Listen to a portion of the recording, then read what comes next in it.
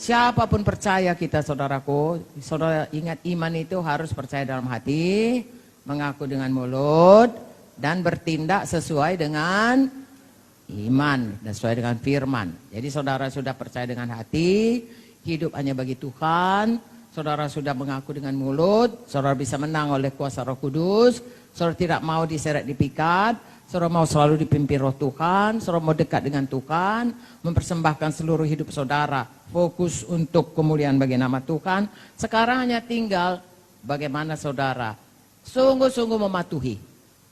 Haleluya. Sangat kooperatif dengan Roh Kudus. Kooperatif itu artinya mau mengikut, mau menurut. Roh Kudus pun begitu. Roh Kudus bilang, jangan begitu, tunggulah dulu, nanti aku dibilangnya apa. Banyak kita punya saudara alasan tidak kooperatif. Ya, tidak bisa dipimpin Roh Kudus. Nah, saudara juga begitu. Ya, sebenarnya sudah banyak bisa dikerjakan Tuhan. Jiwa-jiwa nunggu untuk diselamatkan. Gara-gara saudara pulang balik, tidak mengampuni, pulang balik pikiran najis, pulang balik gira cari uang, pulang balik mau kerja lebih daripada melayani, dan lain sebagainya. Aduh, saudaraku, tolonglah semua kita kooperatif ya. Tolonglah firman Tuhan ini jalankan baik-baik, saudaraku. Karena kalau saudara jalankan, Yakobus 1:25 mengatakan, saudara akan berbahagia karena saudara patuh. Nah, tidak semua bilang amin. Roma 12 ayat 2 tadi apa dikatakan? Jangan serupa dengan dunia. Karena memang saudaraku, ya, sekeliling kita ini dunia. Dunianya kelenyap dengan segala keinginannya. Amin. Amin. Tetapi hanya orang yang mengerjakan kehendak Tuhan yang kekal selama-lamanya. Janganlah kami menjadi serupa dengan dunia ini, tapi berubahlah oleh pembaruan budimu, sehingga kamu dapat membedakan manakah kehendak Allah, apa yang baik, yang berkenan, dan yang sempurna. Haleluya. Jangan sama dengan dunia. Ya, sistem dunia ini, saudaraku, di sekitar kita, ya, itu sangat bertentangan dengan firman Tuhan. Di dunia ini dikatakan dalam Matius 20, ya, kalau orang-orang di dunia ini jadi pemimpin, dia tangan besi. Betul?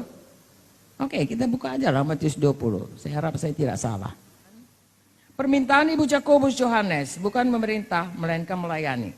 Ayat 20 sampai ayat 28. Kita baca sama-sama. 1, 2, 3. Maka datanglah ibu anak-anak Zebedius dan anak-anaknya itu kepada Yesus. Lalu sujud di hadapannya minta sesuatu padanya. Kata Yesus, apa yang kau kehendaki? Jawabnya, semua baca. Berilah perintah supaya kedua anakku ini boleh duduk kelak dalam kerajaanmu. Yang seorang sebelah kananmu, yang seorang lagi sebelah kirimu. Tetapi Yesus menjawab, katanya, kamu tidak tahu apa yang kamu minta. Dapatkah kamu minum cawan yang harus kuminum? Kata mereka padanya, kami dapat.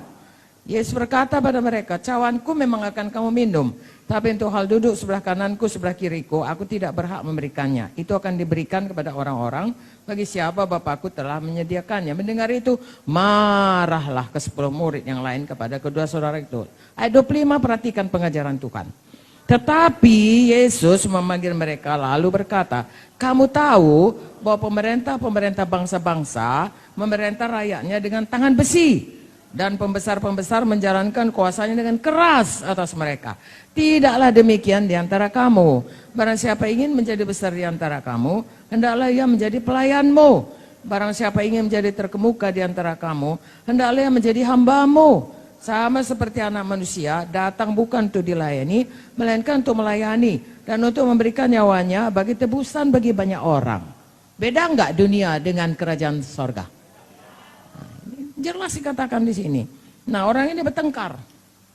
Ya. Nah, kalau memang dia mau itu untuk kemuliaan Tuhan, ya oke, itu untuk. Tapi kalau mau dia mengatasi dirinya atas rakyat, atas murid-murid yang lain, saudara mendengar ini, marah yang lain. Ya, dia merasa mereka mau menyombongkan diri. Nah, ini lagi saudaraku. Lalu Tuhan Yesus kemudian mengajari mereka dan berkata, ya, kalau dunia ini, maka siapa yang jadi pemimpin pakai tangan besi. Pembesarnya kuasa yang keras. Merentah. Tetapi kalau tidak demikian di antara kamu, siapa yang mau besar jadi pelayan. Siapa yang mau terkemuka jadi hambamu. Seperti Tuhan Yesus. Datang bukan untuk dilayani, tapi melayani. Haleluya. Firman Tuhan ini tadi berkata, saudaraku, tidak sama dunia dengan Tuhan, dengan kerajaan Tuhan. Baharui budimu. Ini salah satu contoh. Amin, saudaraku. Banyak contoh yang lain. Sebabnya kita baca Alkitab. Supaya kalau ada contoh yang lain hidup kita yang selama ini, sebenarnya cara kita berpikir, cara kita bertindak adalah cara dunia berubah. Ya, dulu saya pikir, saudaraku, kalau cemburu itu tandanya cinta. Itu kan semua orang dunia. Cemburu buta dan lain. Tandanya cinta. Semakin cinta semakin cemburu. Ya, kemana pun suaminya diekori, diintip. Ya, disewa detektif. Tandanya dia cinta. Hei, firman Tuhan berkata, kasih itu tidak cemburu. Nah, mesti berubah. Ya. Dalam rumah tangga mesti saling mempercayai. Haleluya. Sampai mati. Saya diajari Pak Munte, saudaraku, itu rumah tangga sampai mati harus dijaga. Bukan kalau udah kawin setahun, 2 tahun, 10 tahun, jamin, enggak. Padahal saudaraku, Tuhan mau kita belajar bagaimana lebih mengenal satu dengan yang lain. Paulus berkata, sudah sekian lama dia mengikut Tuhan, dia kehendaki mengenal Tuhan lebih dalam. Sebab di dalam dunia ini, saya ulangi kepada saudara, saya sudah pernah katakan, yang kekal di dunia ini hanya 2. 1 manusia, 2 hubungan. Lain enggak. Gedung ini akan tinggal, saudaraku. Apapun saudara buat, pasti tinggal. Saudara akan pulang ke hidup kekal bersama Yesus. Ya, kalau Tuhan Yesus sudah datang, ini tinggal sama Antikristus. Makanya saudaraku, yang ini tinggal semua. Apa yang tinggal? Manusia. Kekal. Kalau dia dalam Yesus, dia kekal di sorga. Kalau dia tidak dalam Yesus, kekal di neraka. Apalagi hubungan kasih. Semakin saudara mengasihi Tuhan, mengenal Tuhan, semakin dekat saudara dengan Tuhan.